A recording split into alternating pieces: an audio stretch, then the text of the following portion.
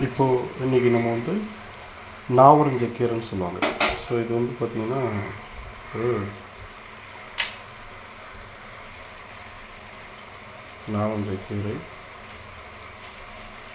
இது வயல்வெளியில் நிறைய கிடைக்கும். ஸோ இது வந்து நம்ம கொழுந்தோட காம்போட கிள்ளி வானில் எண்ணெய் ஊற்றி பாருங்கள், காஞ்ச மிளகா, இஞ்சி, பூண்டு, கொஞ்சம் பச்சைப்பயிறு, மிளகு, புளி இதெல்லாம் போட்டு நம்ம அதை வதக்கணும். ஸோ இது நல்லா வதங்கின பிறகு